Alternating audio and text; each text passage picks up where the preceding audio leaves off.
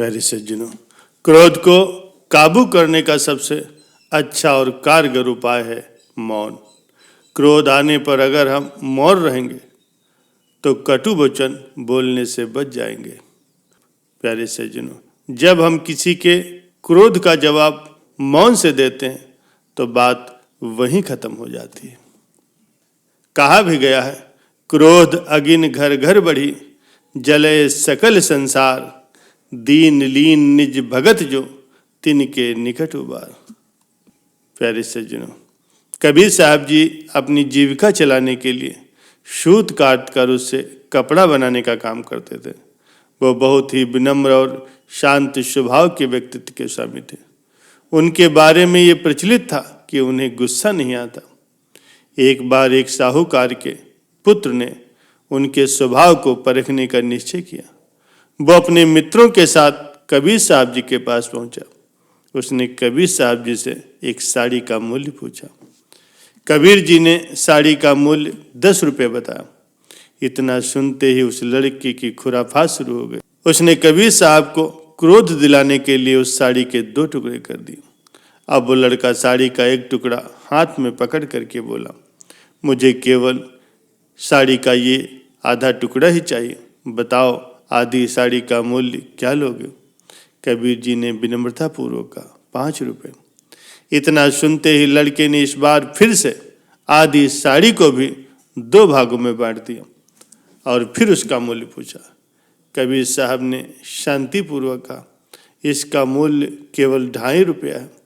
लड़के का खेल चलता रहा और वो हर बार साड़ी के 2 टुकड़े करके उसका मूल्य पूछता रहा और कबीर साहब धैर्य से मूल्य बताते रहे।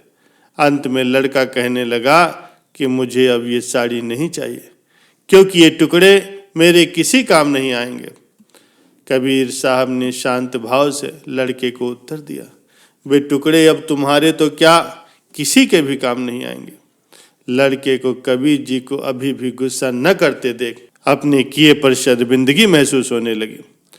लड़के ने कबीर साहब जी से कहा, मैंने आपका नुकसान किया है, इसलिए मैं इस साड़ी का मूल्य चुकाना चाहता हूँ। कबीर साहब कहने लगे, जो साड़ी तुमने मुझसे खरीदी ही नहीं, उसका मूल्य मैं तुमसे कैसे ले सकता हूँ? वो लड़का बहुत अमीर साहूकार का पुत्र था, इसलिए पैसे का घमंड दिखाते हुए कहने लगा, मैं बहुत धनी व्यक्ति हूँ, इसलिए इस साड़ी का मूल्य चुका भी दूंगा तो मेरे धन वैभव में कोई कमी नहीं आएगी। लेकिन तुम तो एक निर्धन जुलाहे हो, तुम इतना नुकसान कैसे सहोगे? इस साड़ी के टुकड़े टुकड़े करके मैंने ही इसे बर्बाद किया, इसीलिए साड़ी का मूल्य मुझे ही चुकाना चाहिए। कबीर साहब ने उसे समझाते हुए कहा, तुमने जो इस साड़ी का नुकसान किया उसका मूल्य दे करके भी तुम उसकी भरपाई नहीं कर सकते। कबीर साहब की बात सुन वो लड़का विस्मित होकर के कबीर साहब की ओर देखने लगा कि जुलाहा क्या कह रहा।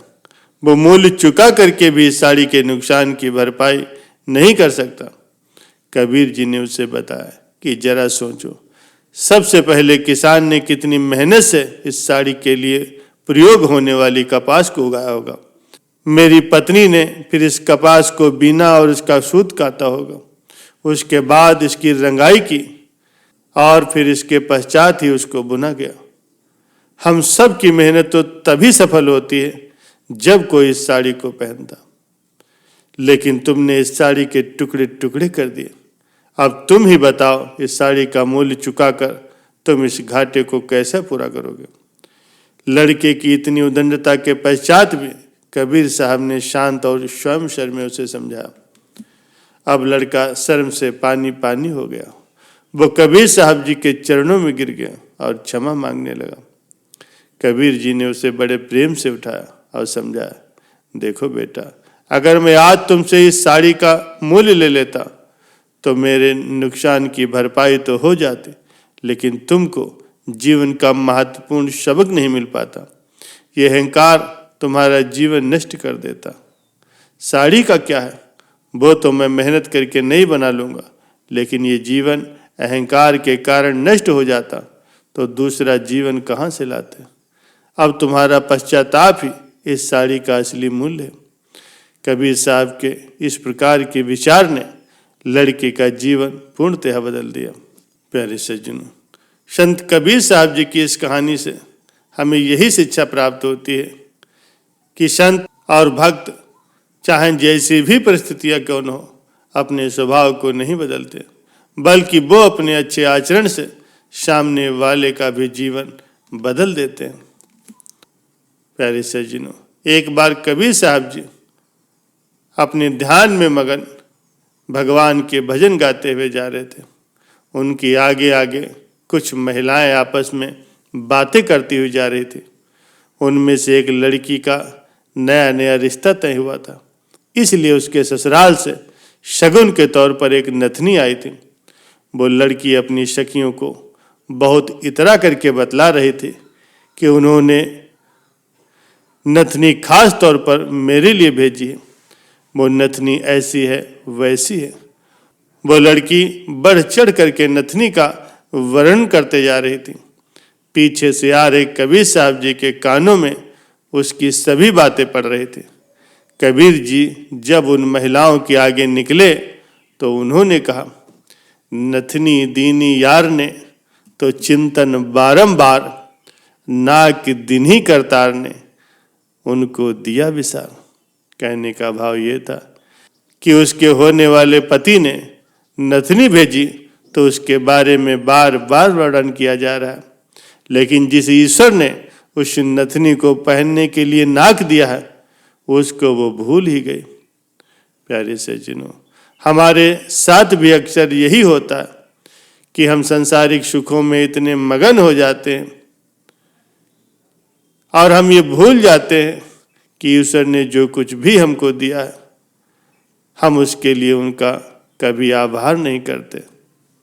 आभार करना तो दूर रहा, हम उनको याद तक नहीं करते। हम उनका भजन सिमरन ध्यान नहीं करते, कभी उनका शुक्राना नहीं करते। मालिक के शुक्राने की चंद लाइनें पेश हैं। मुझे तूने मालिक बहुत कुछ दिया है, तेरा शुक्रिया है, तेरा शुक्रिया है। न मिलती अगर दी हुई दात तेरी, तो क्या थी जमाने में औकात मेरी।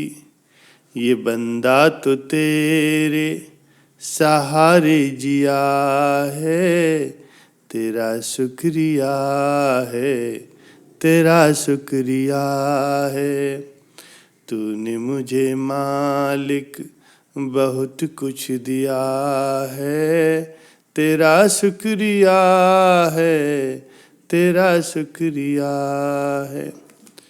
ये जायदाद दी है, ये औलाद दी है, मुसीबत में हर वक्त मदद तूने की है। तेरा ही दिया मैंने, तेरा ही दिया मैंने, खाया पिया है, तेरा शुक्रिया है, तेरा शुक्रिया है। तूने मुझे मालिक बहुत कुछ दिया है, तेरा शुक्रिया है, तेरा शुक्रिया है। मेरा ही नहीं तू सभी का है दाता, सभी को सभी कुछ है देता दिलाता। जो खाली था दामन, जो खाली था दामन, तूने भर दिया है, तेरा शुक्रिया है, तेरा शुक्रिया है।